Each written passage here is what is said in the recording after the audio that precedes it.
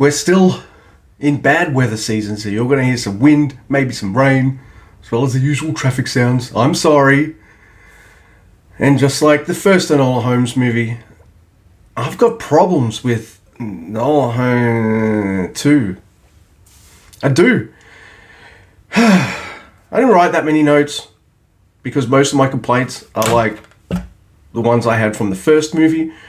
It's like, alright, the first movie's a success, so what do? More of that. Whereas I wanted an improvement. One of my early notes, there's spoilers for this review, by the way, and I'm also going to assume you've seen the first movie, so whatever, I'm going to link the review for my first movie here, because I'm probably going to bring up some of the same points. So, yeah. So there's spoilers here, because I wrote very early in my notes, Lady Moriarty, ? And then my brain went, who would be the least likely culprit to be Lady Moriarty? Oh, it's her. And I was right. This is the problem I had with the first movie. The first movie, I guessed where it was going the whole time. This time, I guessed like who the big bad was before the name Moriarty was even said. I was like, well, if they're doing a second movie, maybe they'll do a Moriarty, because they didn't do Moriarty in the first one, so they'll do it here. There's always a flashback to pump up Enola every time she's got something bad happening to her, and I'm just like, do we need those flashbacks to her mum going, you can do it? Why can't we just see her do it? When the movie starts getting interesting, we start doing some fourth wall stuff, it kind of breaks, it breaks things. There is a corrupt cop in this movie who is one of my favourite parts of this film. Why? Because he's a very particularly nasty piece of work. I don't remember the first movie being this nasty. Maybe I just don't remember that. But it definitely does have its nastiness. Now, it is directed by the same person who did the first one, Harry Bradbeer.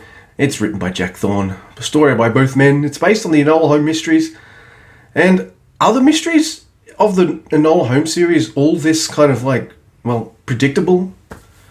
How big are these books as well? Because this movie did not need to be 2 hours with the story it had to tell. Mostly because like they feel like we need flashbacks all the time and things like that, just to put extra characters in. I'm like, no. The mother actually turns up in the present time later on in the movie. And that's when you should have introduced her. It would have been a nice surprise. Instead, I know she might be turning up later because she keeps turning up in the flashbacks. It is well acted, and it looks great. Two things I said in the previous movie. I'm more used to big, badass, buff Sherlock. I like Henry Cavill, he's great. Millie Bobby Brown's really cool. Everyone's great in this movie. Like, there is a charm to be had in this. I found this movie a little more charming than the first one. Maybe it's because I knew what to expect with the fourth wall breakages and the tone, that I was just like, all right, I know what to expect now, and I'll just chill out and let it wash over me. But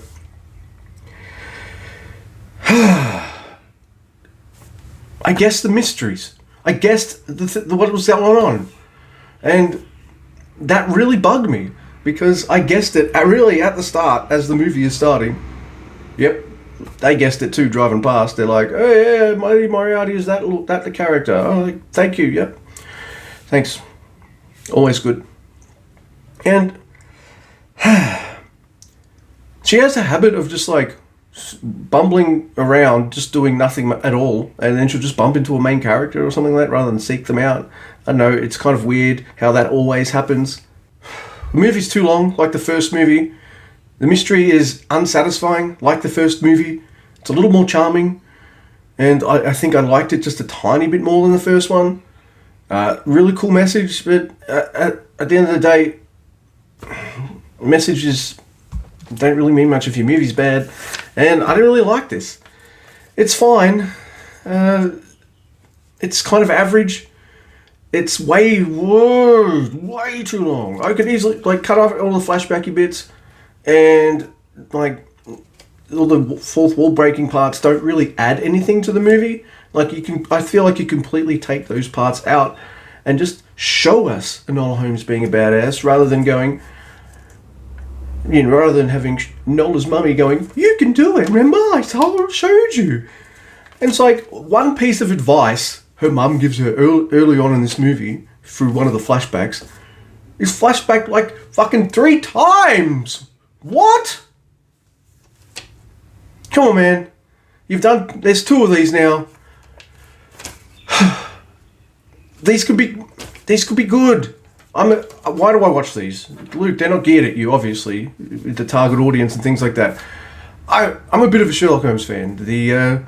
My phone is right on top of my laptop right now. Under that is the complete illustrated Sherlock Holmes. I like Sherlock Holmes. I'm not a rabid fan or anything like that.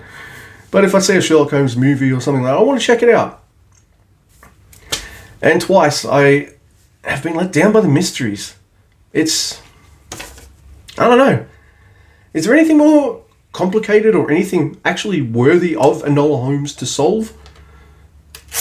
Or Sherlock 2 for that matter? Oh, I'm tearing this up. I haven't even shown the score yet. Well, I'll have to rewrite it.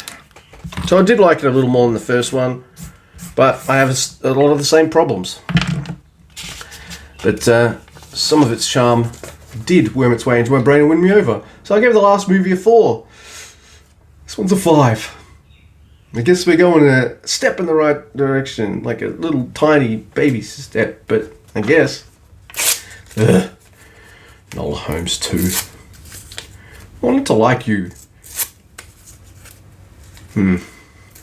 Oh well. And I didn't. Yeah, I'm probably going to watch a third one of these. But if it's a little better than the last 2, I guess a 6 is fine. Can they shoot a little higher? I don't know. Are the books as fourth wall breaky as the TV show? Is this like as the movies? Is this like a thing from those books? Can someone let me know? I'm not researching it. Anyway, I'm done here. Ugh.